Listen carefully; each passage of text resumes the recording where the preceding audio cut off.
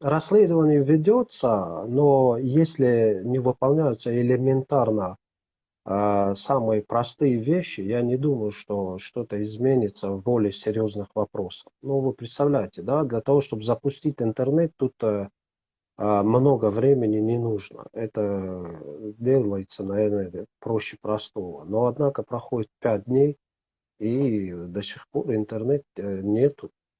И более того, очень, это прям сегодняшняя информация, у нас очень много людей, наших помирцев, поступают в российские вузы.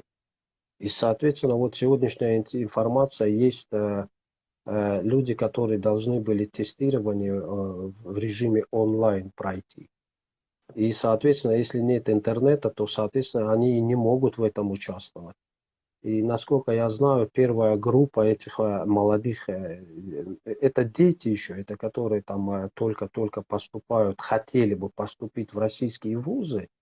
И вот, насколько я знаю, сегодня первая группа выехала в Душанбе для того, чтобы просто участвовать в онлайн-тестировании. Вы себе можете, ну, и вы не были на Памире, и, наверное, вы не можете себе представить, что это такое. Это 600 километров пути в одну сторону. Это 1200 километров туда и обратно. И это в финансовом плане, это 700 рублей дорога. 700 рублей, это 700 сомонов дорога. И, чтобы вы понимали, средняя заработная плата там, это, ну, пенсия там, допустим, 300 сомонов. И 350 рублей, это 350 сомонов, это один конец. И для того, чтобы студенту на сегодняшний день, вот те, которые, абитуриенты, которые там хотели пройти тестирование в онлайн-режиме в российских вузах, им для того, чтобы подключиться к этому, им нужно ехать 600 километров, чтобы подключиться, просто чтобы пройти этот тест. И что тут еще можно сказать?